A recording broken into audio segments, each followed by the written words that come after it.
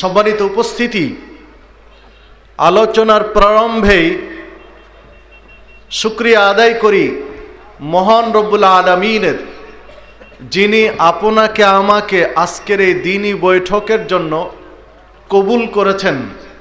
তাই সকলেই বলি আলহামদুলিল্লাহ। আল্লাহ রব্বুল আলামিনের শুকরিয়া আদায় করে শেষ করা সম্ভব নয়। তিনি কত নিয়ামত আপনাকে আমাকে দিয়েছেন প্রত্যেকটি দিন, প্রত্যেকটি মুহূর্তে, তা হিসাবের বাহিরে। তিনি আপনার আমার জন্য আজকের এই পরিবেশকে অনুকূলে করে দিয়েছেন, তাই আবারও তার শুকরিয়া আদায় করি আলহামদুলিল্লাহ। দরুদ ও সালাম বর্ষিত হোক সর্বকালের সর্বশ্রেষ্ঠ মহামানব সৈয়দুল মুরসালিন খাতামুন নবিয়্যিন মুহাম্মদুর রাসূলুল্লাহ সাল্লাল্লাহু আলাইহি ওয়াসাল্লামের প্রতি। সম্মানিত উপস্থিতি, চলুন আমরা আমাদের মূল আলোচনায় ফিরে যাই। দেখুন, ইসলাম এমন একটা জীবন ব্যবস্থা যার তুলনা পৃথিবীতে অন্য কোনো জীবন ব্যবস্থা দিয়ে করা সম্ভব নয়। সম্ভব কি?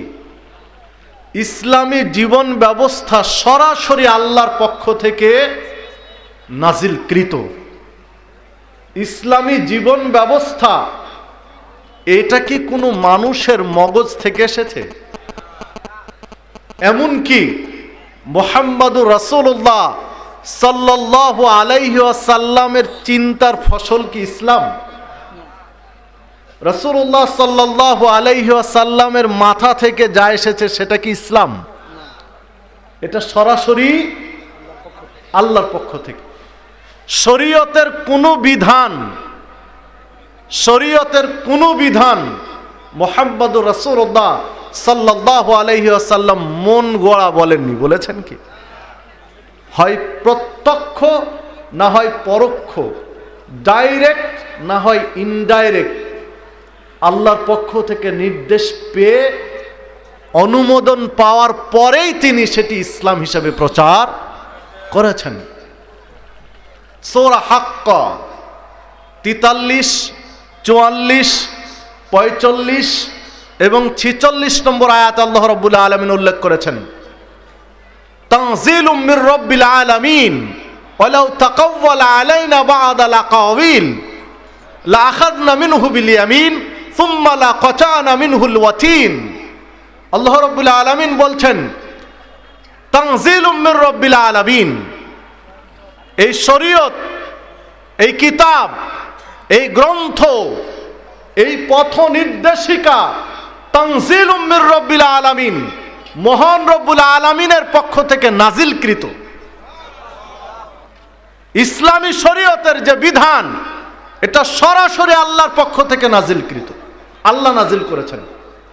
ওয়ালাউ তাকাওয়ালা আলাইনা বা'দাল আকাওয়িল, যদি মুহাম্মদ সাল্লাল্লাহু আলাইহি ওয়াসাল্লাম নিজের পক্ষ থেকে কোনো কথা শরীয়ত হিসাবে চালিয়ে দিতেন, ইসলাম হিসাবে, কোরআন মাজিদ হিসাবে, আল্লাহর বাণী হিসাবে যদি প্রচার করতেন, অথচ কথাটা কার? মুহাম্মদ সাল্লাল্লাহু আলাইহি ওয়াসাল্লামের। কথাটা মুহাম্মদ সাল্লাল্লাহু আলাইহি ওয়াসাল্লামের, কিন্তু প্রচার করছেন যে এটা আল্লাহর কথা, এটা কোরআন, এটা ইসলামী শরীয়ত। এটা যদি প্রচার করতেন আল্লাহ রাসূল সাল্লাল্লাহু আলাইহি ওয়াসাল্লাম, তো আল্লাহ বলছেন আমি তার ডান হাত ধরে ফেলতাম, মুহাম্মদ সাল্লাল্লাহু আলাইহি ওয়াসাল্লামের ডান হাত ধরে ফেলতাম। সুম্মা লাকাতানা মিনহুল ওয়াতিন, এবং তার গ্রীবা, তার শিরা, উপশিরা, তার রগগুলো কেটে দিতাম, মানে তাকে জবেহ করে দিতাম। তো রাসূল সাল্লাল্লাহু আলাইহি ওয়াসাল্লামকে আল্লাহ জবেহ করেছিলেন না স্বাভাবিক মৃত্যু হয়েছিল? মানে রাসূলুল্লাহ সাল্লাল্লাহু আলাইহি ওয়াসাল্লাম নিজের পক্ষ থেকে কোনো কথা বলেননি। মা ইয়ানতিকু আনিল হাওয়া ইন হুয়া ইল্লা ওয়াহয়ু ইউহা। সূরা নাজম 3 এবং 4 নম্বর আয়াত আল্লাহ রাব্বুল আলামিন উল্লেখ করেছেন যে মুহাম্মদ সাল্লাল্লাহু আলাইহি ওয়াসাল্লাম ততক্ষণ কিছু বলেন না যতক্ষণ তার উপরে ওহী নাজিল না হয়। যখন ওহী নাজিল হয়, আল্লাহ নির্দেশনা দেন, তখনই তিনি কথা বলেন, তার আগে নয়। সম্মানিত উপস্থিতি, বিধায় ইসলামী শরীয়ত আল্লাহর পক্ষ থেকে অবতীর্ণ। সূরা আনআম 115 নম্বর আয়াতে আল্লাহ রাব্বুল আলামিন উল্লেখ করেছেন, ওয়াতাম্মাত কালিমাতু রাব্বিকা সিদকান ওয়া আদলা লা মুবাদদিলা লিকালিমাতিহি ওয়া হুয়াস সামিউল আলিম।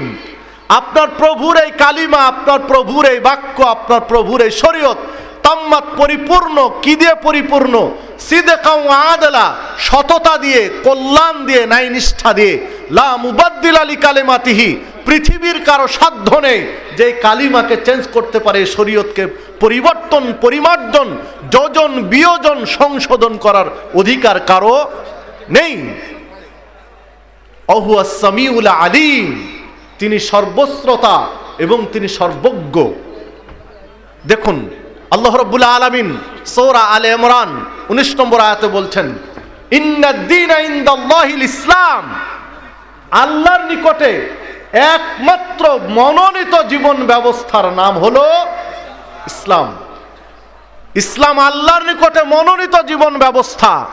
সূরা মায়েদার মধ্যে আল্লাহ রাব্বুল আলামিন বলছেন 50 নম্বর আয়াত, ওয়ামান ইয়াবতাগি গায়রাল ইসলামে দীনান ফালান ইউকবালা মিনহু ওয়া হুয়া ফিল আখিরাতি মিনাল খাসিরিন। ইসলাম ব্যতীত অন্য কোনো জায়গায়, অন্য কোনো মতবাদে, অন্য কোনো ইজমে, অন্য কোনো তরিকায়, অন্য কোনো মতাদর্শের কাছে কিছু যদি মানুষ খুঁজে বা পালন করে, তাহলে আল্লাহ রাব্বুল আলামিন তা কবুল করবেন না। সে হবে বিচারের মাঠে ক্ষতিগ্রস্তদের অন্তর্ভুক্ত। তাহলে ইসলাম নিয়ে আপনাকে আগাতে হবে, ইসলামের বাহিরে আগানোর সুযোগ নেই। সম্মানিত উপস্থিতি, আল্লাহ রাব্বুল আলামিন অন্যত্র বলছেন, আফা হুকমাল জাহিলিয়াতি ইয়াবগুন, তোমরা কি জাহিলি যুগের বিচার ব্যবস্থা, হুকুম আহকাম, নিয়ম কানুন চাও? ওমান আহসানু মিনাল্লাহি হুকমান লিকাউমি ইউকিনুন, এমন কে আছে যে আল্লাহর চেয়ে ভালো ব্যবস্থাপনা তোমাদেরকে দিতে পারেন? মানে আল্লাহর চেয়ে ভালো কিছু দিবেন কেউ দিতে। অন্য যে কোনো মতবাদ বলেন, ইজুম বলেন, তরিকা বলেন, মতাদর্শ বলেন, যাই বলেন না কেন, এটা মানুষের মগজ থেকে এসেছে, তাই না? আর ইসলাম কার কাছ থেকে এসেছে? আল্লাহর কাছ থেকে। বিদায় ইসলামী চূড়ান্ত, পৃথিবীর মধ্যে সর্বশ্রেষ্ঠ জীবন ব্যবস্থার নাম হচ্ছে ইসলাম, কারণ এটা আল্লাহ প্রদত্ত। চলুন তো আমরা ইসলাম যেই বিধান দিয়েছে সেই বিধান বাস্তবায়ন করার চেষ্টা করি এবং ইসলামের নামে যে প্রচলিত যে ব্যবস্থাপনাগুলো রয়েছে সেগুলো পরিহার করি। এই ক্ষেত্রে লম্বা একটা আলোচনা, সময়ের দিকে খেয়াল রেখে গুরুত্বপূর্ণ কিছু পয়েন্ট নিয়ে, গুরুত্বপূর্ণ কিছু সাবজেক্ট নিয়ে আপনাদের সাথে বিশ্লেষণ করি। ধরুন একজন ব্যক্তির জন্য গুরুত্বপূর্ণ ইবাদত হচ্ছে সালাত, তাই নয় কি? একজন ব্যক্তির জন্য গুরুত্বপূর্ণ ইবাদত হচ্ছে সালাত। তো সালাত এর আগে যে কাজটা প্রয়োজন তার নাম হলো কি? ওযু। সালাতের আগে জরুরি কি? ওযু। তো ওযুর নিয়ে যে বিধান আমাদের সমাজে চালু আছে আর ইসলামে যা আছে তা একটু বিশ্লেষণ করেন, দেখেন। মুসনাদে আহমদের মধ্যে একটি হাদিস বর্ণিত হয়েছে, 121 নম্বর হাদিস। উকবা ইবনে আমের রাদিয়াল্লাহু আনহু রাবি হিসাবে বর্ণনা করা হয়েছে হাদিসে। রাসূলুল্লাহ সাল্লাল্লাহু আলাইহি ওয়াসাল্লাম বলছেন ওই হাদিসে যে ব্যক্তি আসমানের দিকে তাকিয়ে সুন্দরভাবে ওযু করার পরে আসমানের দিকে তাকিয়ে বলবে, আশহাদু আন লা ইলাহা ইল্লাল্লাহ ওয়া আশহাদু আন্না মুহাম্মাদান আবদুহু ওয়া রাসূলুহু, ওই ব্যক্তির জন্য জান্নাতের 8টা দরজা খুলে দেওয়া হবে। থামেন, এখন সুবহানাল্লাহ বলেন না, একটু হিসাব নিকাশ করে বলা লাগবে। কিন্তু এখন আমি বলছি শরীয়তের নামে চলছে, আপনার কাছে কিন্তু হাদিস পাঠ করলাম এবং হাদিসের রেফারেন্সটাও দিলাম। এটা সমাজে চালু আছে কিন্তু, এবং বাংলাদেশের মাটিতে হাজার হাজার মুসলিম খুঁজে পাওয়া যাবে যারা ওযু করার পরে আসমানের দিকে তাকিয়েই দোয়া বলে। অথচ এ হাদিসের সানাদ ত্রুটিপূর্ণ, হাদিস ঠিক নয়, হাদিস জয়ীফ। শেখ নাসিরউদ্দিন আলবানী হাদিসের তাহাকিক করে হাদিসকে জয়ীফ বলে উল্লেখ করেছেন, আরো একাধিক বিদ্বান জয়ীফ বলেছেন। এক, দুই, আরেকটি হাদিস ইমাম সুয়ুতি নিয়ে এসেছেন তার গ্রন্থে।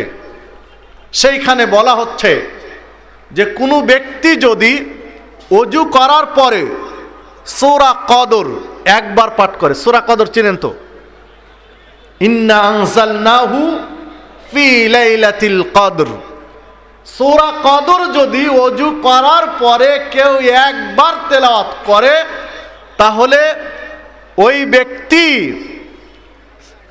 শহীদদের কাতারে শামিল হবে। যারা শহীদ তাদের সাথে বিচারের মাঠে থাকবে। আর ওযু করার পরে যদি সূরা কদর 2 বার বলে তাহলে ওই ব্যক্তি সিদ্দিকদের সাথে বিচারের মাঠে থাকবে। আর কোনো ব্যক্তি যদি ওযু করার পরে সূরা কদর 3 বার বলে তাহলে ওই ব্যক্তি বিচারের মাঠে নবীদের কাতারে শামিল হবে, নবীদের সাথে থাকবে। থামেন, সুবহানাল্লাহ কে বলছেন? অথচ এই হাদিসটি জাল। শেখ নাসিরউদ্দিন আলবানী তার সিলসিলা জয়ীফার মধ্যে হাদিসটি নিয়ে এসেছেন, 1449 নম্বর হাদিস, এবং হাদিসটি জাল। তো দেখুন, সূরা কদর তেলাওয়াত করেন, সমস্যা নেই, প্রত্যেক অক্ষরে 10টি করে নেকি হবে। কিন্তু ওযুর পরে কেন? আপনি ওযুর পরে কেন বিধানটা নিয়ে আসলেন? আপনি যে কোনো সময় তেলাওয়াত করেন, ওযু করেছেন, আপনার সালাতে 5 মিনিট দেরি আছে, আপনি প্রয়োজন তেলাওয়াত করেন। সূরা কদর কেন? যে কোনো সূরা হতে পারে, কিন্তু সূরা কদর তাও আবার ওযুর পরে। এই যে বিধান বানিয়ে নিলাম, এইটা হলো সমস্যা। তো এইটা প্রচলিত ইসলাম, ইসলামের নামে এটা চলছে, অথচ প্রকৃত ইসলাম হচ্ছে আন উমর ইবনুল খাত্তাব রাদিয়াল্লাহু আনহু قال قال رسول الله صلى الله عليه وسلم من توضأ فأحسن الوضوء ثم يقول أشهد أن لا إله إلا الله وحده لا شريك له وأشهد أن محمدا عبده ورسوله اللهم اجعلني من التوابين واجعلني من المتطهرين। উমর ফারুক রাদিয়াল্লাহু আনহু বলছেন, রাসূলুল্লাহ সাল্লাল্লাহু আলাইহি ওয়াসাল্লাম বলেছেন, কোন ব্যক্তি যদি ওযু করার পরে সুন্দরভাবে, উত্তম রূপে, পরিপূর্ণভাবে ওযু করার পরে ওযুর দোয়া বলে, আশহাদু আন লা ইলাহা ইল্লাল্লাহু ওয়াহদাহু লা শারীকা লাহু ওয়া আশহাদু আন্না মুহাম্মাদান আবদুহু ওয়া রাসূলুহু আল্লাহুম্মা ইজআলনি মিনাত তাওয়াবিন ওয়াজআলনি মিনাল মুতাত্তাহিরিন। এই দোয়া যদি কোনো ব্যক্তি পাঠ করে তাহলে ফুতিহাত লাহু আবওয়াবিল জান্নাহ, জান্নাতের 8টি দরজা আল্লাহ তার জন্য খুলে দিবেন। ইয়াদখুলু মিন আইয়িহা শাআ, ও যেটা দিয়ে যেতে চায় সেটা দিয়ে আল্লাহ প্রবেশ করতে দিবেন। দেখুন, ওযুর দোয়া পাঠ হবে ওযুর পরে, তবে আসমানের দিকে তাকানোরও কথা নেই, আর সূরা কদরেরও কোনো আলোচনা নেই। আসমানের দিকে তাকানোর জরুরত নেই। হ্যাঁ, ওযু করে আপনি ওযুর দোয়া বলছিলেন, আসমানের দিকে নজর চলে গেছে, অসুবিধা নেই, সমস্যা নেই। চোখ বন্ধ করে আপনাকে বলতে হবে ইসলামে কথা বলেনি, বা মাথা নিচু করে বলতে হবে কথা ইসলাম বলেনি, সামনের দিকে তাকিয়ে বলতে হবে কথা ইসলাম বলেনি, ডানে বামে তাকাতে হবে তা বলেনি, আসমানের দিকে তাকাতে হবে তা বলেনি।